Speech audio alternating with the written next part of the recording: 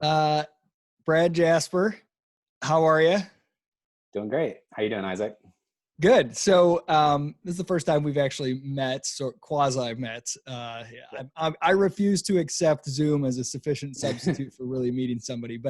Um, but we've emailed back and forth a few times, and you created Bit.sv, Mhm. and you recently wrote an article called "What Happens Next," which is really Mhm. interesting and sort of a very long article that it goes in a lot of different directions. It's a little bit about, Yeah. All Bit.sv, over the place. the status of that, but Bitcoin SV in general, Yeah.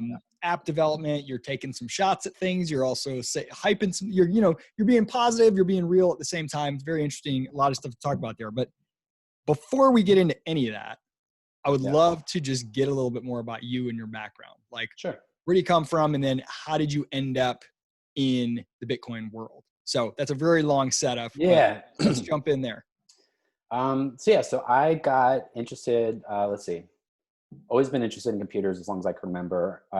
Got into building websites super early, realized this was a lot of fun.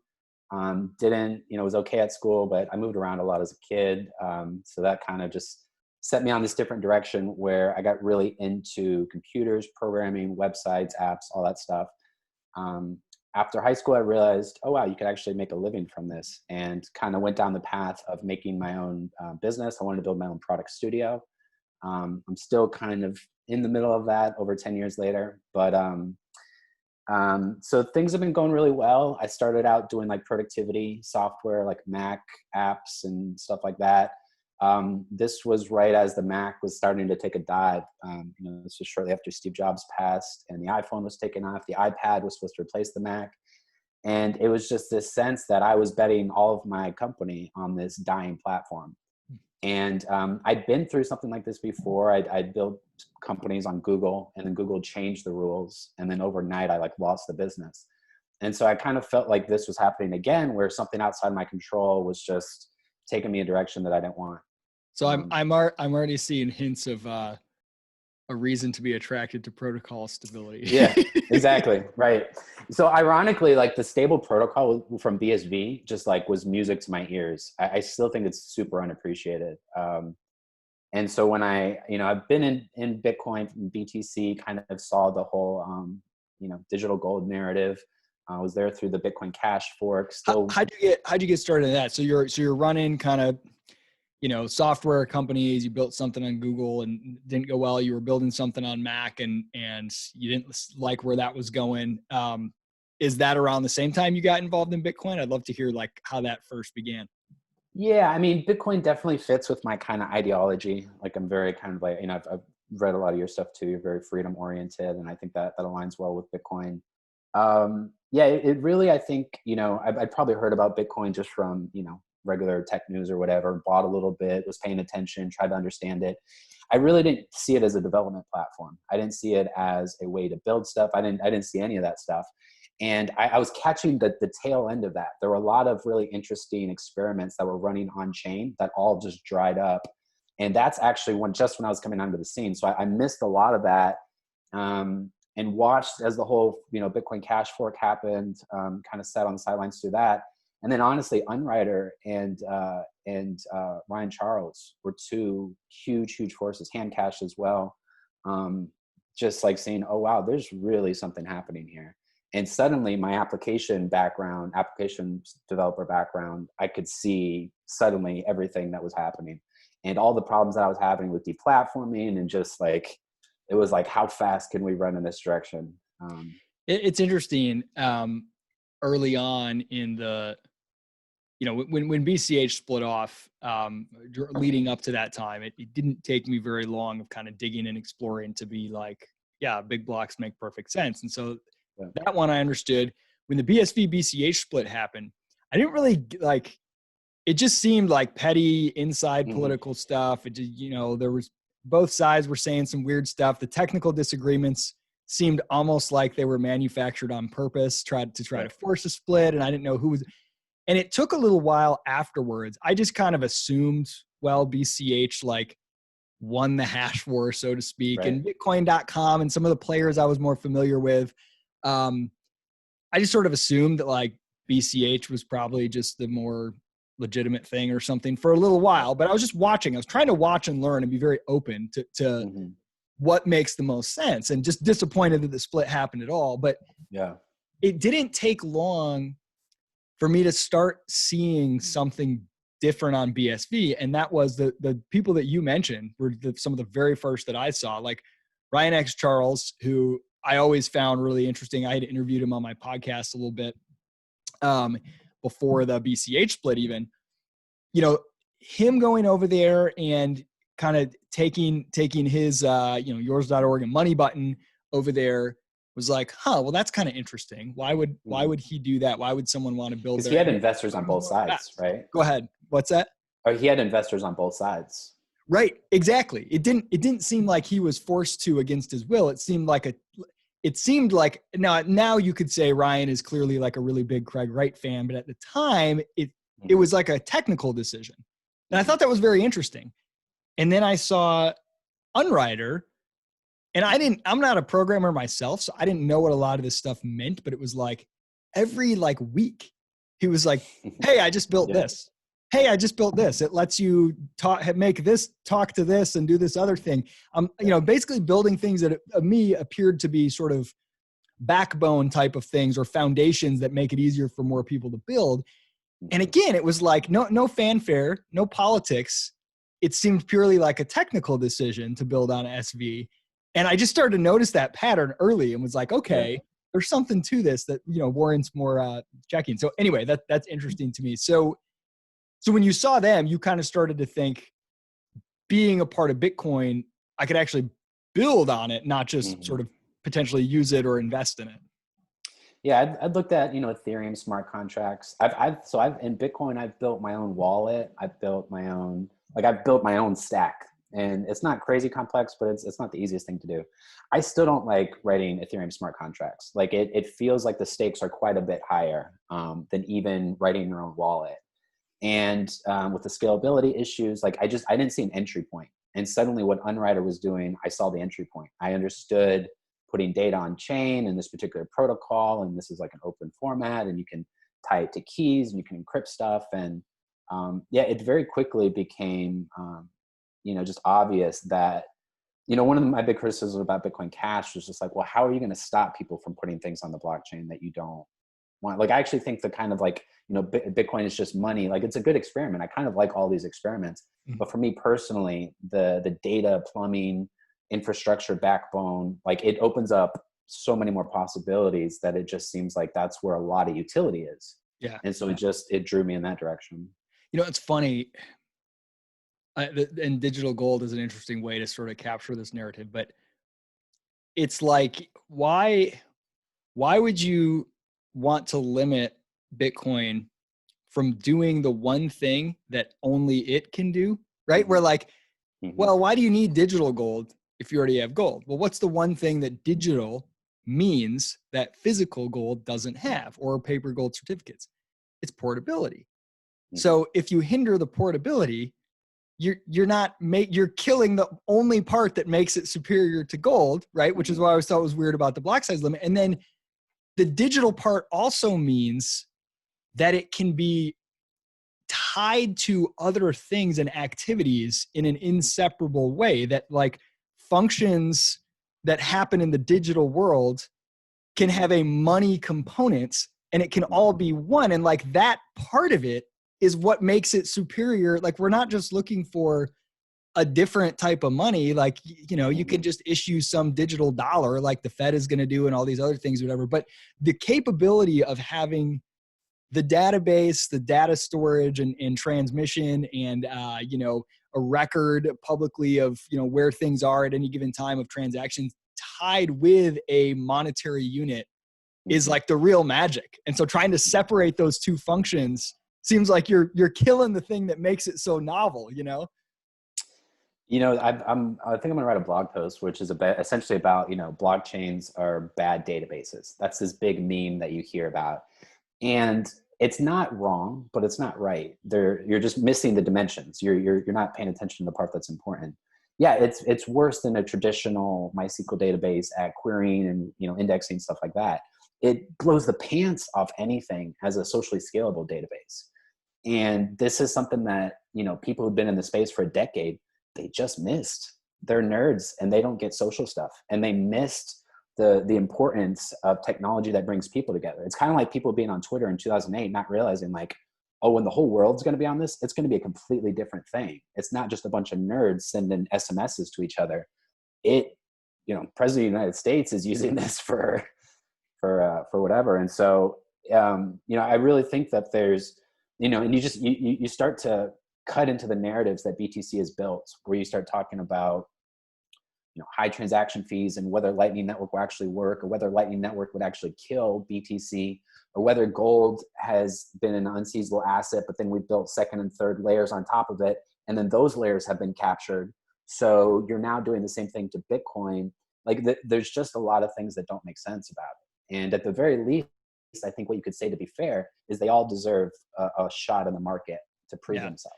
Yeah. And So in that frame, I think BSV is just like unmatched. So yeah, I know. It's crazy. This is going to sound weird to say this, but like, I almost wish it wasn't true that BSV just seems so superior in terms of the things that matter technically, because it seems so unlikely. Like when I tell people that, I feel like I'm saying something that sounds outlandish, because it does sound outlandish. Well, then why would you have 10 other coins that have a higher market cap? Why would everybody hate it? And why would the biggest, when you go Google BSV, you're going to get, you know, like a crazy guy and an you know, Canadian gambling billionaire. And not, but it's like, for whatever reason, nobody else has just gotten the shit right in terms of what it's capable of technically. And it just is the truth. You said something about social scalability. I'd love to stop there for 1 second, because early on in the block size debate, well, I guess early for when I started to really pay attention. I know it started much earlier, like in 2015 and such, but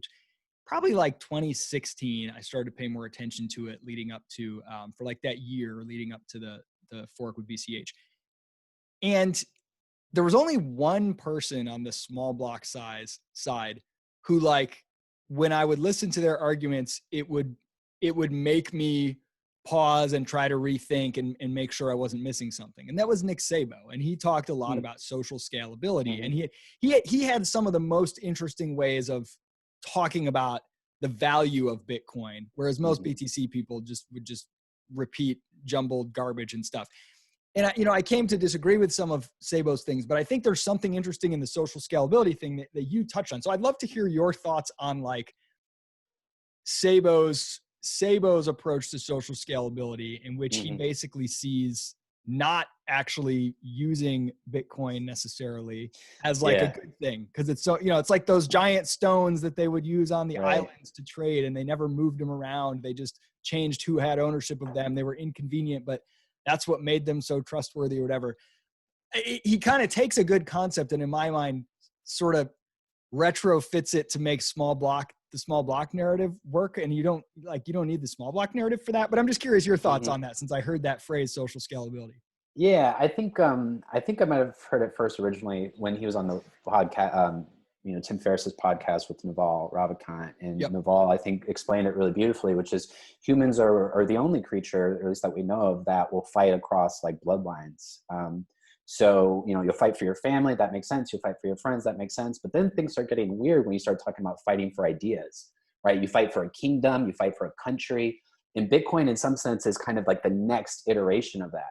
And so Bitcoin allows you to collaborate with people that you don't trust. And in that way, it allows this large kind of organism to continue to scale up, rather than hit the scaling constraints that we're hitting right now. Like, you could argue the problems that we're having on social media and Twitter and news and stuff, like these are scalability constraints that our society is kind of running into.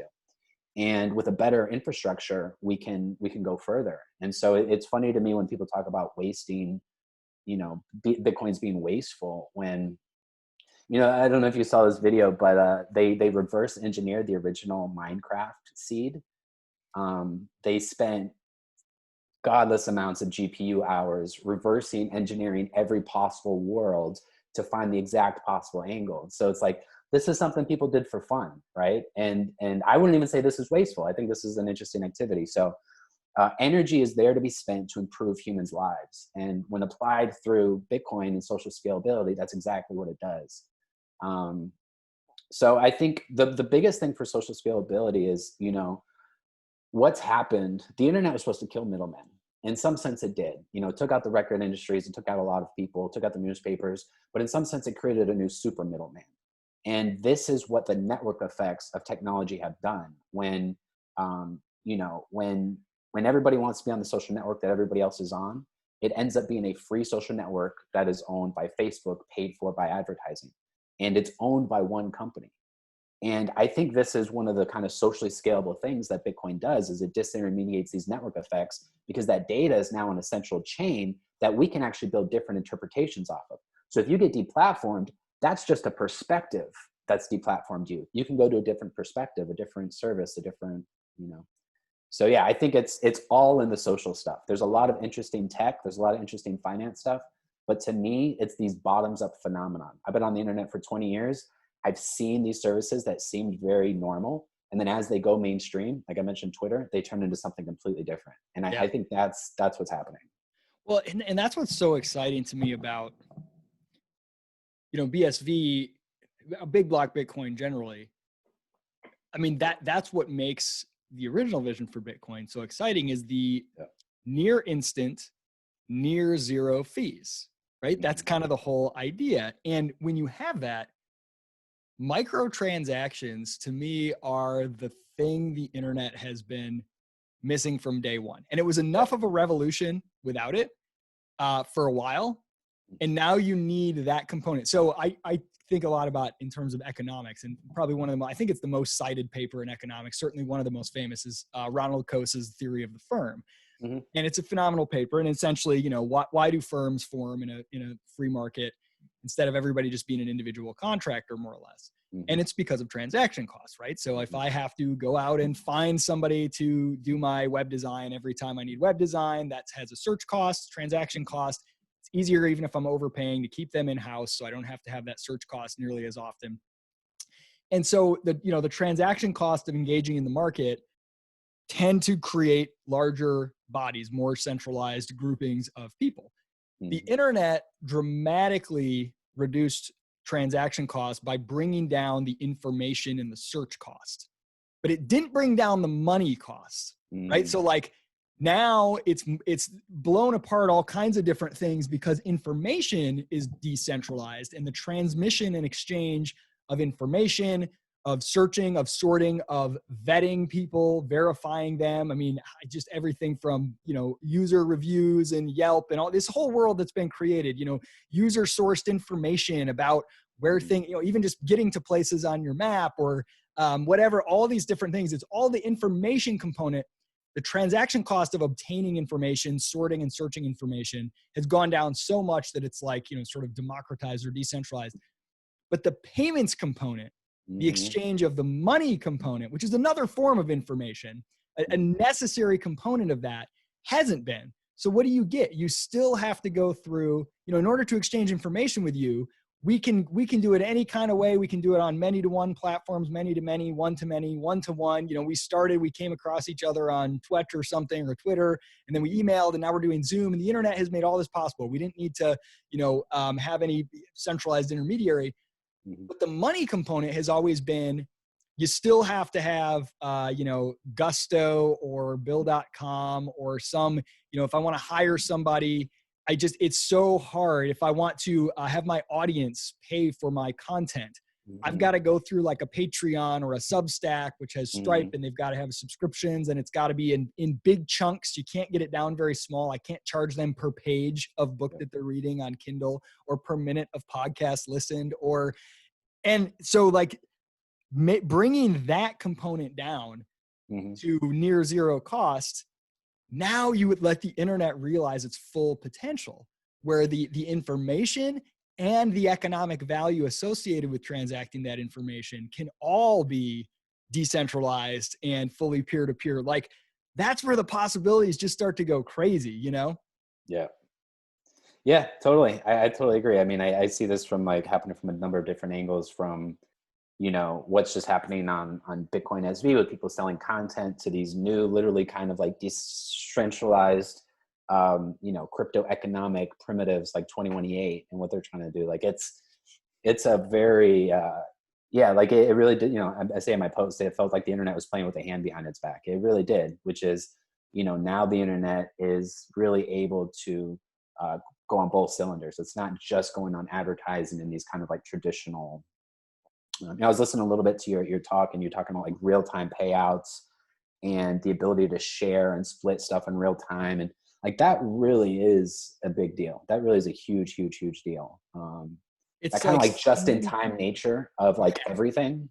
oh, it's a sneaky big deal. Like you don't realize it.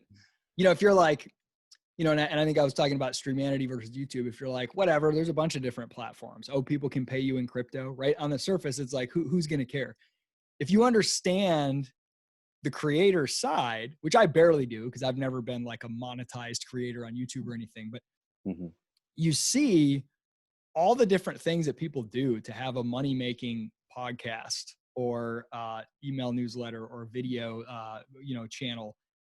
And you see what can be done when you have payments of any size, Mm-hmm. instant to your wallet that can be divided up as many times as you want, instantly to as many other creators. Like it's unreal, the implications there. So, well, let's talk about Bit.sv. How, so you're following this stuff, you start to see Yep. Unwriter and these various things. And when did you go ahead and say, I'm going to build an application on top of Bitcoin SV?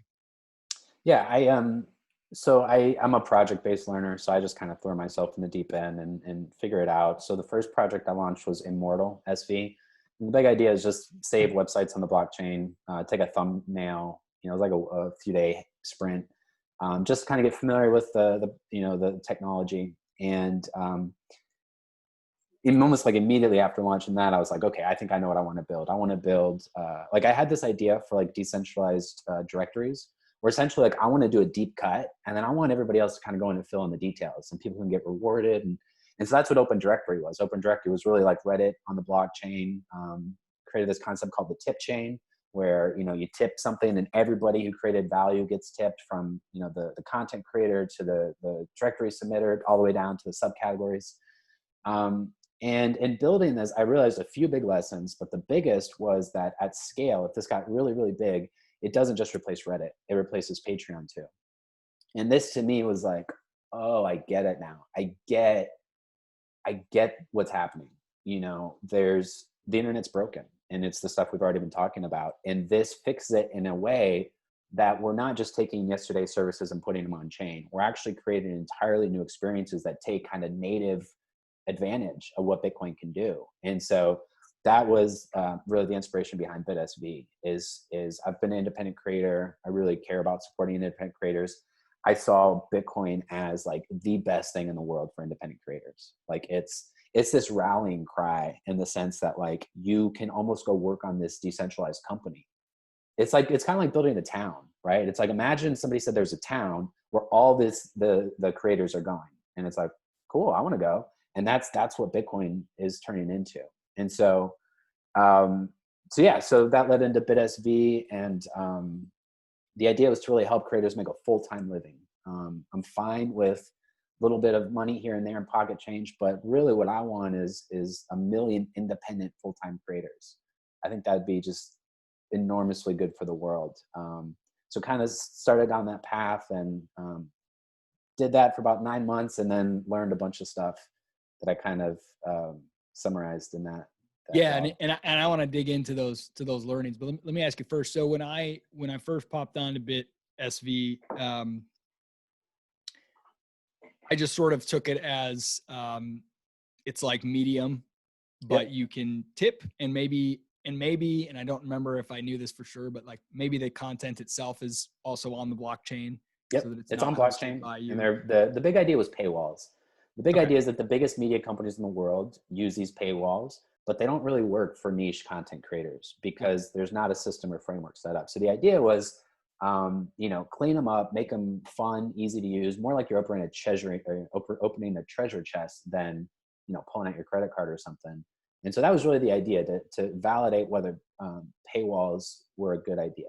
And they are. I think they're a Yeah. really good idea. Yeah. Yeah. So from my understanding, Bit.sv was kind of always in like a closed beta, correct? Like kind of Yeah, to some testing extent. You can sign up and we'll onboard you. But yeah, it was never meant as like a general purpose social network. It was really meant for creators. And the idea was it was almost meant as a tool where you could sign up as a creator and then you could distribute your content to all the other platforms. So you could post your content to Twitch and people could easily unlock the paywall either through a Twitch integration or just through clicking the link. So that was really the intent, was to be like a tool, almost like Gumroad. You familiar with Gumroad? Yep. Kind of like that, to build tools for creators to then sell their products. Okay. Got it.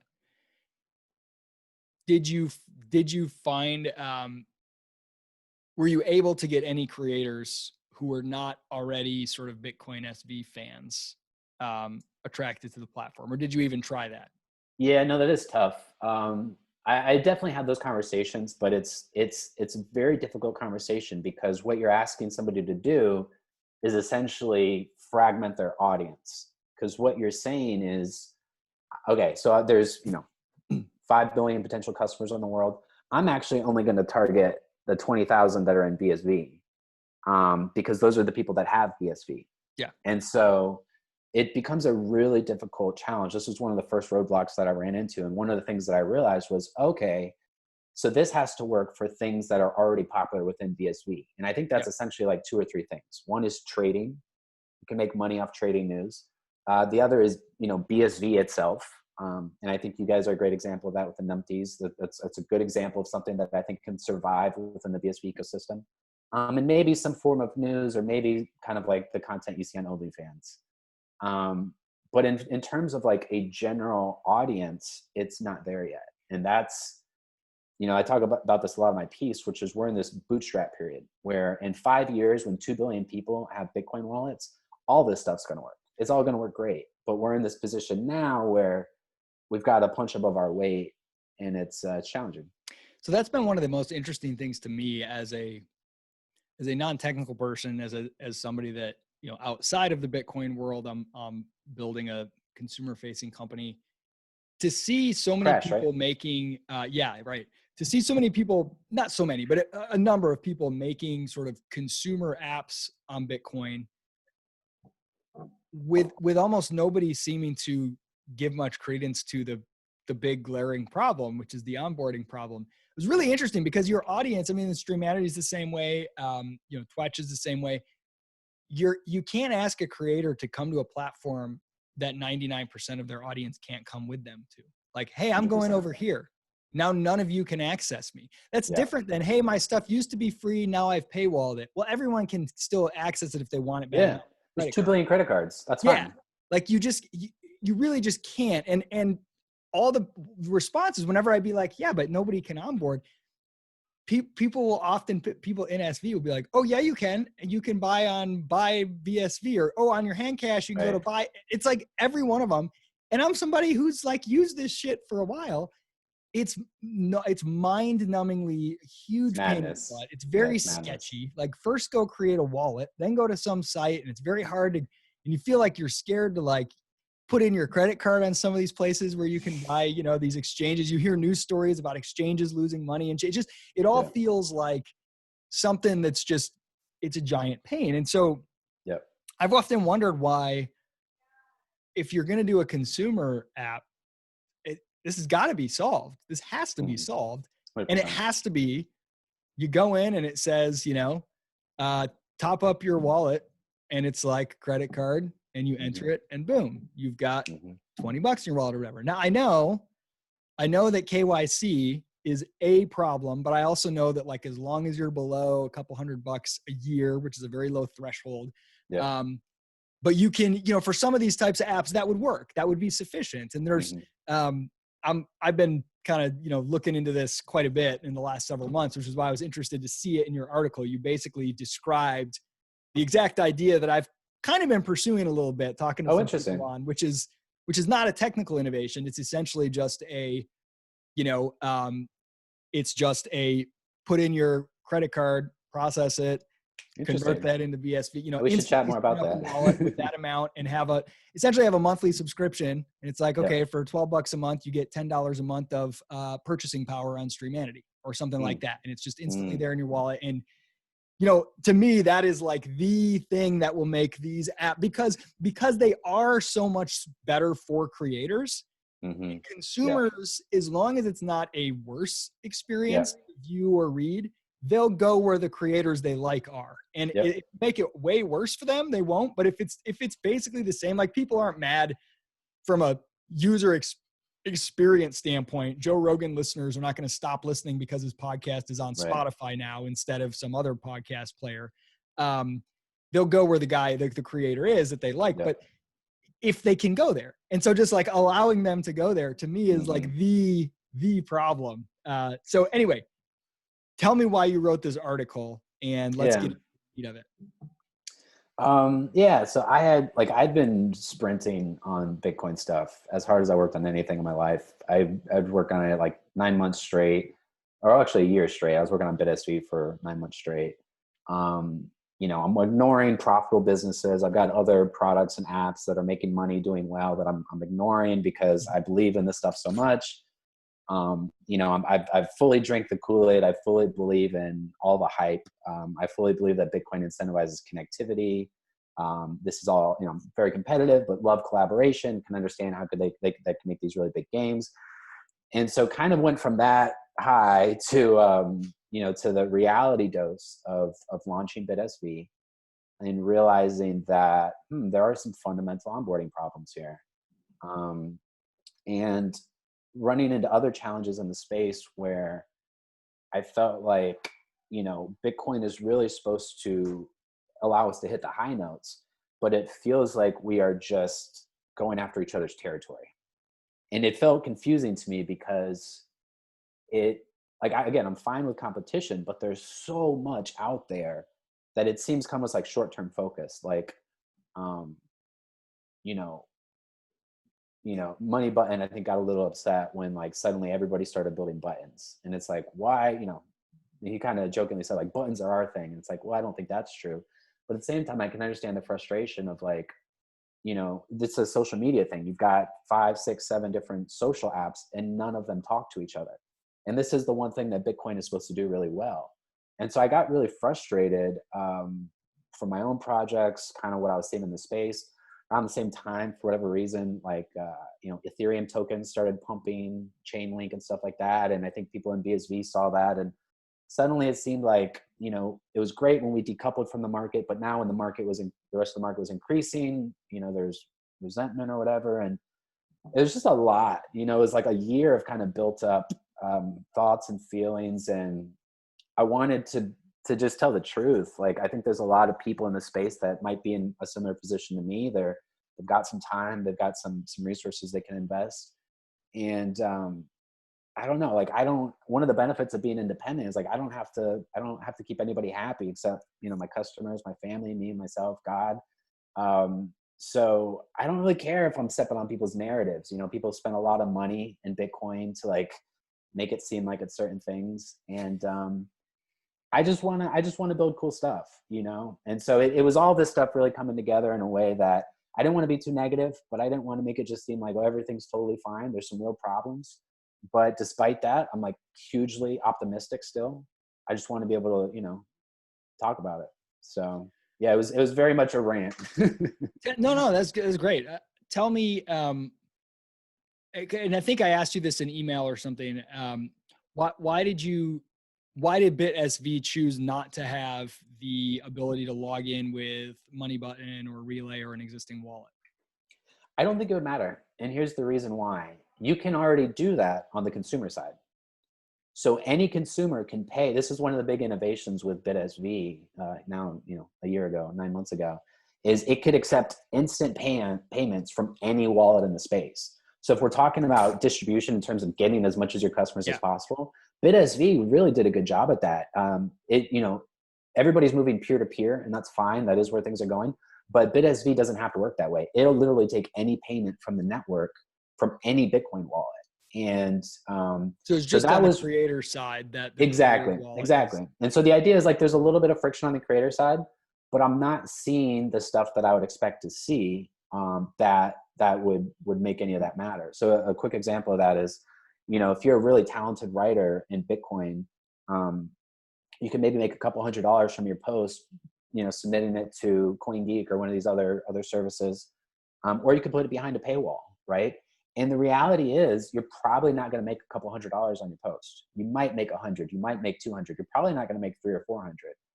And the reality is, you've significantly limited who gets to see that post. So if your post is about Bitcoin, presumably you have a little bit of Bitcoin, and you're maybe interested in increasing the value of that overall. It just becomes, if you actually look at what people's incentives are, it's not clear that they should just be putting everything behind the paywall 100% of the time. I think it's actually a little bit more nuanced than that. So this is one thing that has always kind of been curious to me. You have people post to Medium all the time, and then even Bitcoin Cash people, they all post to read.cash. And I posted on there for a little while. And like a lot of people actually post on it and read it. I don't think they're making a ton of money, but sometimes they make some money. So it's like fairly used within that community. Yours.org, I was there from the very, very beginning. I was one of the very earliest people on yours.org. And I posted well over 100 articles there easily. Because I've been daily blogging for a long time. And I did all kinds of experiments there. So I would post my daily blog posts there often. Like cross post them. I would write some content just for yours.org. I would post entire books that I published elsewhere that you usually have to pay for on Amazon. I would post it on there and put like part of it behind a paywall. I would do videos. I would do some paywall, some free. It was a blast. I loved it. And I made several $100s at least. I probably made $1,000 on there total, I would guess. And quite a few people did, especially when to me, I thought it was a much better quality site when you had to pay to post an article. You had to pay like 25 cents to post an article. So the quality was just like pretty dang high. After that was pulled, which made sense because it's from an onboarding standpoint. Hey, anybody can go post an article for free. Right. As soon as somebody pays for it, you have Bit.sv, and you are now a Bit.sv owner, and you have a wallet that has cash on, which is great. But it just started getting spammed with a bunch of stuff. But anyway, even then, I visited it almost every day. And then when Ryan and his team switched the focus to Money Button, which I think is a brilliant application, and I totally get that. But it basically just kind of got neglected. And like, what's weird is it's not like it fell apart from a technical standpoint and stopped working. It's like once that founder's energy was no longer pointed at it, it sort of just everybody else's energy sort of drained off as well. And in SV, that hasn't returned to any long form writing app at all. Twetch is short form stuff, Streamanity's video, and that's pretty new. It was kind of dying when Jack took it over. Powping is like kind of in between. But I don't like people when they post articles about Bitcoin SV or whatever, they're usually still posting them on Medium or something like that. And I just thought it was really interesting to me. Like, I don't know why that is, because yours.org felt like it really had something there. Now that maybe was the combined powers of the VCH and BSV communities. And when those two split, it definitely, around that same time, I think they stopped focusing on it. But I feel like intuitively it's gotta be able to work. Just a simple place to post long form articles, and you can charge nothing. You can charge for them. You can put a paywall. It's just very simple. Like, why is there even given that there's 20,000 BSV people and probably 5,000 of them are active, like weekly active or something like that. It seems like a sufficient quantity to have, a couple hundred articles every week or something going up there. I'm just curious. What is your take on that? Is there just not demand for long form stuff right now, or what? I think there is. I think we're in, it's almost like you're trying to make a niche out of a niche, right? So it's like you're trying to find a niche, but Bitcoin SV itself is a niche. And so you're trying to like double down, and it's just like there's just not enough there. And then you compare it to the opportunity cost. It's not like all this is happening in a vacuum, right? There are good networks out there and that will post your content for free. And in BSV, sometimes we over-index on money, which I think is fine, because that is one of the new things that's important here. But attention is really important too. And the fact that these networks exist and people are tapping into these networks for attention, that's not, people are doing that for a reason. They're not just doing that because they're stupid.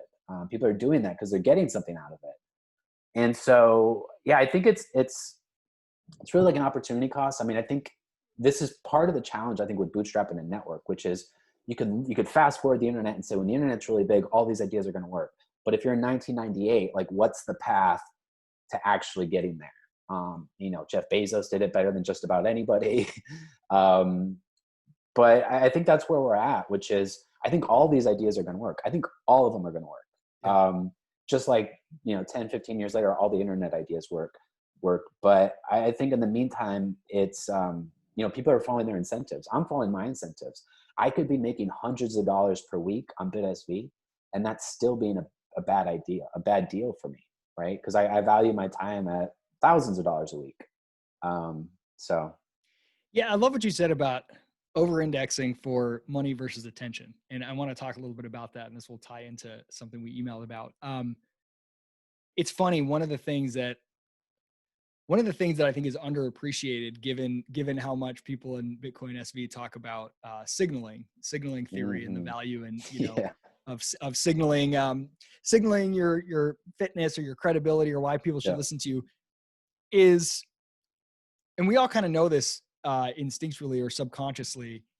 If you post a video to Twitter, and it is, and you're going to make a video and you want people to see it and take it seriously, even though there's lots of YouTube alternatives, if it's on Vimeo, it signals something a little less credible, a little less mainstream. If it's on BitChute, it signals that it's probably a little on the fringes, right? If you post an article and it's on Medium actually did something interesting somehow, even though now I think Medium, like, their content and certainly their editorial and censorship stuff is absolute crap. They did something so powerfully when they first came out that's lasted, which is they elevated people's brand by associating with the Medium brand. So if I share an article on my personal blog, it gets way less traction than if I share an article posted on Medium, because people are visually trained. They see that Medium style and format, and they've been trained that, like, a Medium article has some kind of cachet, mainstream, quality, not some loser in his basement, right? Which a lot of, like, your personal blog often feels that way. And I think that is very much underappreciated. So we talk about this. I talk about this with the guys, the numpties. We've been loving posting Streamanity. And as I said on the CoinGeek panel, we'll get 50, 100 people watching it. We charge like $2. And that is enough for us to have fun with it, because we like seeing 40 cents, because we divide it 4 ways. Every time somebody watches, it comes through hand cash, and it's fun. And it's a little, you make, $40 or something, because we're not trying to build an audience. But there's no denying, when we post it to YouTube, and the first video we ever did, we weren't even expecting, we weren't even going to post it. We were just talking, and we're like, well, let's record it and then we'll post it. And I posted it to my YouTube channel, which had 0 followers at the time. It ended up getting like 5,000 views. And those videos started to build, and they started to get views, and you started to get this audience, and didn't make a dime off of it. And we obviously like Streamanity better for various reasons, but the trade-off, the attention trade-off is huge, right? Like, I'll share it, and a lot of people just can't watch it because it's on Streamanity and they can't get in because they're not Bitcoin SV people, and it's inside baseball, so for most it's okay. But also, like, seeing the money go up is really cool, but seeing views that are 10 times is high, 100 times is high, that's also really cool. People value that. And just the branding, the signaling of, oh, it's a video from some platform called Streamanity. That sounds like weird bargain basement, right? Like, because YouTube is just YouTube. Even though YouTube is pretty much garbage now, the brand lasts a lot longer than it deserves to. That's how our branding works, right? The signaling power, even though everybody knows YouTube pulls down all kinds of content that they shouldn't, and it's full of crap and whatever, if you see that it's on YouTube, it has a feeling of legitimacy. And I think that's a really powerful phenomenon. So that's a really long setup to get into this, what did you say? Over indexing for money versus attention. You mentioned, hey, why don't we post this somewhere beyond just Streamanity, I want to post things and get them out to a broader public. And so I was asking you before we hit record, hey, can I post this on Streamanity, or did you want to put it on your podcast? How do you want to do it? And you said, let's talk about it in the video. So give me your thoughts on that. Yeah. So first off, I think it really depends what you're trying to do, right? Because I think that really, if you're really trying to make money and you're trying to build an audience and stuff like that, these are kind of different goals depending on where you're at in your kind of life cycle. So, I think going back a little bit to what we were talking about, I think there's a handful of things that actually make good money in BSV right now.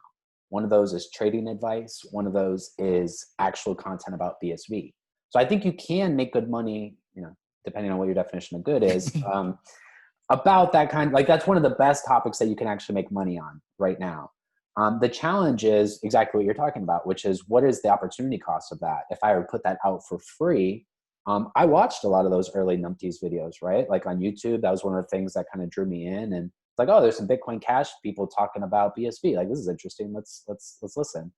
And man, it's hard to put a price on that. It really is. Like, I struggle with that. So in my other business, I've got like traditional software where I just, I sell software for a price. It's not even a subscription. It's just like you pay once and you buy the software. It's a pretty old business model as far as software goes. It's not selling your data. It's not, all this freemium stuff, but it makes me a great living, right? For what it is, it actually works really great. And if I tried to do the VC, we're going to make the product free and then we're going to sell your data on the back end. Excuse me. First of all, I don't even want that. I don't even want to build products like that. But second of all, it doesn't, it takes you to completely, like, now you're competing with like Facebook and stuff. You're competing with these like companies that are all competing for attention, as opposed to kind of just staying true to what you really want to do, finding your true 1,000, 10,000 fans, making good money doing that. And you can grow that to a really good living. But to bring it back to what you're talking about, with Bitcoin, I think it's interesting because we're in an interesting time and place right now. I think in a few years, the opportunity to meaningfully increase the price of Bitcoin or meaningfully attract people to Bitcoin is going to be a lot harder. So we're in a time where my posts, like I mentioned, could have made $300-$400 maybe if I charged for it. I tend to think it added more value by being free and attracting people that were maybe on the fringe.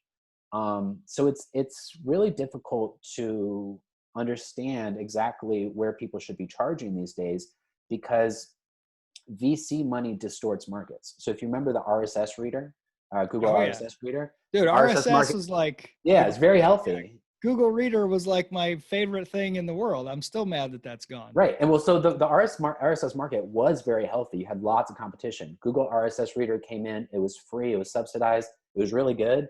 It basically killed off 90% so the one that I was using was the one that killed off the RSS market. But it's actually fine because it was pretty good, right? But here's the challenge. As soon as it wasn't aligned with Google's new mission or new direction, they killed it. And so what happened is the vast majority of those companies never came back, but the handful that were able to stick on ended up like 10xing overnight. And so it's really difficult because you have a lot of VC money in Bitcoin right now. And as a bootstrapper, you've got to play by the rules that are on the field. If people are, no wallets right now are charging. So how do you make money from a wallet? You're going to charge people for a wallet, maybe. But this is, I think, the basic dynamic that everybody's got to figure out. And it really is like, what do you want? And so for me, I think more than putting 200, 300, 500 bucks in my pocket, I think I could add a lot of value by just giving it away for free, attracting people, getting more people in the BSV ecosystem. But I do think it's up for debate. Tough game it's interesting as a bootstrapper on a network like BSV, where just the number of users on the network as a whole, even if they're not all using your product, is going to dramatically enhance your odds of success. And so you have this incentive to just get more people in and reduce the friction to them getting in. But if you're bootstrapping, that means your time to profitability is really, really long. I mean, because we're just talking, if you're taking a penny per activity, think about how long that is until you're getting to some real numbers, given the size that things are now. So it is very interesting. Like, you got to really be playing a long game, besides, I'm guessing here, besides maybe Pure Game, which I've never actually used it myself, but I'm guessing they're making money. They're probably making good money. And I'm guessing nobody else in Bitcoin SV is making money. No consumer facing apps. I don't think any enterprise apps exist that are making money or applications that are, enterprise use cases. I guess miners maybe, when the mining's profitable, but otherwise in the ecosystem, I think it's all betting on the future right now.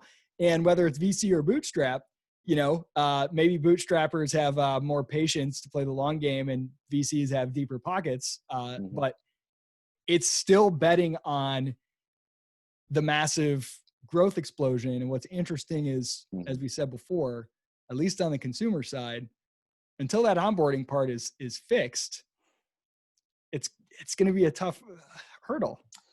Yeah, I mean, that people ask me if I lost interest in Bit.sv, and the answer is no. It's just I'm just being realistic with where we're at, which is you could design the best ride to Mars in the world and get people really excited about that trip.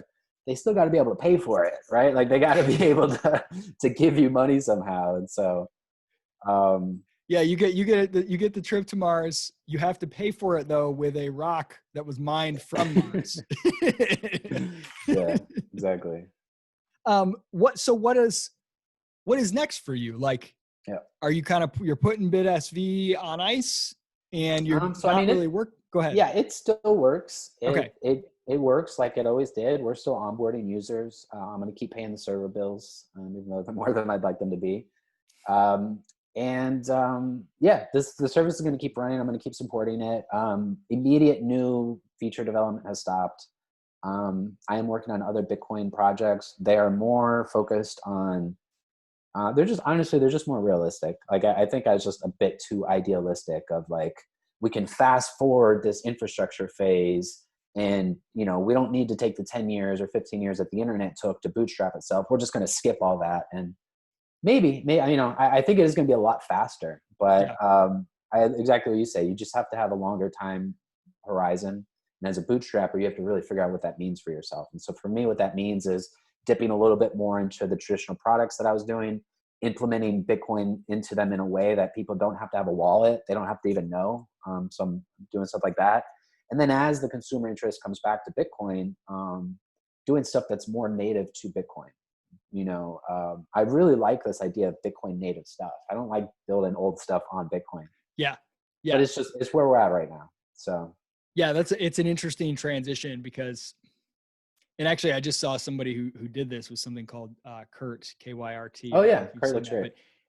Maybe like a year ago or something on Twitch, I kind of got in like a little fight with one of the Twitch guys, Harry, I think it was, because I was like, hey, it'd be awesome if there was like, I was like spinning out ideas that I thought, like, hey, here's some fun ideas. Like, what if I could, schedule meetings for my team, and if the meeting goes over, you have to pay, the person who scheduled it has to pay for every minute it goes over, they get paid. Or like, hey, what if on Slack, once you hit a certain number of messages per week, you had to pay to send more Slack messages? Or like, hey, and I was talking about all these like fun little whatever. Ideas, but and I remember he was like, no, like Slack is shitty. It's a dinosaur. It's the past. We're building the future, and I was like, yeah, but for right now, I would love to be able to bridge these things and just make them talk to each other. Anyway, we're debating that. And now, Kyrt is kind of doing that. And it's really interesting to me.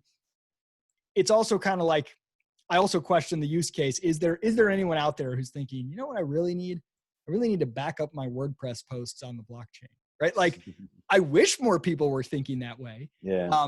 But trust me, I understand having built products where they win only if you convince people to improve their behavior. Oh, like, sure. Yeah, hey, you ought to be doing things this way, right, and putting in a little more work and thinking ahead. First, I got to convince you with some sort of almost philosophical argument. And once I do, you'll be a perfect customer. That's a very, very tough thing for a consumer app. So like, maybe there's a use case, but like, I don't think people are desperate for it. When you say, hey, you can connect your shit to the blockchain, people are like, okay, why do I always like the phrase, painkillers over vitamins. which is Yes. like people aren't going to jump through hoops for vitamins, but for painkillers, Yes. they'll jump through hoops. Yeah. So. And I think that's exactly right. So like, but I think it is interesting. It is a transition phase where Yep. there has to be some connectivity and familiarity to Yeah. make those bridges. So it's like, oh, hey, it's Substack, except for you can pay per newsletter instead of $5 a month minimum, or you can charge any amount or whatever, right? Like, okay, maybe that's a transition, but it is like you want to get to the part that you can, because once you've seen it, you can't unsee it. You see where this can go, and you want to go there now, you know? I mean, there's so many pieces that if it was just that piece, it'd be really interesting. Like if it was just real time, it'd be really interesting. If you could just do small payments, that'd be really interesting. If you could just send like complex payments to multiple people, that'd be really interesting. But it's like, there's so much. And that's what, you know, especially easy to get a little ahead of yourself. And So that makes me wonder about, I know I'm just randomly thinking product ideas, but the dividing of small payments component is so profound from like a business operation standpoint. Oh, It yeah. makes me wonder about, say you've got a software startup and say you're selling a product, maybe it's a SaaS product or a consumer product, doesn't matter. And your customers are getting on and they're paying a subscription with Stripe and it's $20 a month. And you got a small team, and instead of normal equity, you do revenue sharing and say, look, for the first 2 years, you get 10% of every new user, you get whatever. And you have something that plugs right into Stripe. So your customers are still using the same interface they would with Stripe. But as soon as that payment hits, it's going and being divided up and sent to each employee in a public way that's auto. You don't have your bookkeeper involved at all. You don't have to go and create multiple run 1099s or W-2 Gusto and do, commission payments and all this other shit. Like there's things like that I think could potentially, those actually do solve real current pain points. And you don't need to give a shit that it's built on the blockchain. It's simply the function itself, function, not the philosophy. That could be some really, they like don't sound sexy, but they're really potentially powerful entry points. Totally. Yeah, I mean, one of the things I'm most interested in from the software side is kind of like the granularity of Bitcoin opens up a lot of things in terms of like, you think of a software sale as either being SaaS or like you decide up front and you pay for it. But like what Twitch has been doing with like unlock features and stuff, that's actually super interesting. That's super interesting. It allows you to iterate your product in a way that's like not this whole thing. There's these little features that are priced. And I think it's a really interesting model. Yeah, there's so many. I mean, metered usage potentially. Again, for some, I think it can be. You can overestimate people's capacity to want that level of granularity. Yeah. Like you can overvalue. You, as you said before, over-index for money. You can overestimate how much people care about money versus predictability. So that was another debate I had with Harry about monthly subscriptions. Monthly subscriptions are shit. They're going out the window. Why would you want to pay the same amount per month when you could like pay per item or per whatever? And there are certainly all kinds of amazing things I can think of with metered usage or very micro, as I mentioned, like, an ebook that charges you by the page. But as a consumer, most of the time, you actually don't want that. You're like, well, I actually like just paying a set thing every month, even though I only use probably half of that capacity every month. I know what it's going to be every month, and I never worry about running up against limits, right? Like everybody hated the metered cell phone usage, and they would willingly pay more for an unlimited plan for that 1 month out of 20 when they were going to use more data, and they don't want to have to use that. Yeah, Szabo absolutely does have a point about microtransactions in terms of they do introduce cognitive overhead. I don't think he's completely right in that there's no workable microtransactions, but I do think you do have to be careful with how you use them. I mean, there's probably a reason, certain content stores, all the content's the same price, or at least it's very similar, like the price of a song on iTunes. That was very likely done for a reason that goes down to transaction costs and stuff like that. So, but yeah, I think there's a million models in here, and some of them are definitely going to work, whether that's, whether it's microtransactions that are set up in the background and kind of happen automatically. Right. Yeah. That excites me too. Like, okay, maybe on the consumer side, there's just too much cognitive overhead. And I think there are cases where that's not the case. Like in Twitch, for example, I don't think people are actually thinking about money on Twitch or making money or spending. I agree. Yeah, they they're did a viewing great it, job there. at least I have, my brain has trained myself to basically view it the same as a like or something on Twitter, except I think a There's little more about it. I weight it there's a little one more. case, the troll toll adds cognitive, which is a great feature. I love it. But I noticed it's actually easy to accidentally pay a troll toll without realizing it. I think it happened to a popular user a few weeks ago. They ended up paying like a few $100 troll toll, and they're like, "Wait, what?" That's hilarious. But I do like the idea of the possibility of microtransactions in the background, where Yeah, you've got software talking to itself, and you can say, like let's say the way that I pay for hosting for my WordPress site, for example, like it could potentially be they could be getting paid for their server cost instantly instead of in these monthly chunks. And I could get, hey, heads up, you're about to hit whatever limit or blah, blah, blah. I don't know. Or maybe there's other use cases that are, more interesting than that. But hey, I want to wrap this up and bring it home. I guess you can pick one or both of these questions. What are you doing next immediately for BSV? And then what's your message to people who are in the BSV ecosystem? So I am working on a fun new side project. It ties in pretty deeply with some of the other stuff I've been doing. So it shouldn't come as too much of a surprise, but it really, I'm really trying to just be super realistic in the sense that like I can, ultimately the goal is to make something that people use every day that adds value, that can start attracting people to the space and kind of, get this thing going. So I'll have more to say there very soon about that. But yeah, I'm still interested in working on Bit.sv stuff. Like I said, I'm working a little bit more on other kind of traditional stuff, but it's impossible to stop playing with this stuff. So it's just way too interesting. And my feedback for people would just be, I'm a project-based learner. I always find that I get my best work done when I'm just working on stuff that I think is really interesting to me. Don't always need a plan, don't always need to figure everything out. So I would just say work on something that you think is really, really interesting. That'd be really sweet. I love it, man. Hey, this is a lot of fun. Yeah, this was a lot of fun. How about I'll give you the video as well. I'll post it to Streamanity. You can post Perfect. it wherever you want to post it, YouTube, Cool. your podcast, and we can have the best of both worlds. How's that sound? That sounds perfect. I love it. Great to chat with you, Brad. Awesome. Yeah, it was great chatting with you, Isaac, man. Have a good one. Bye.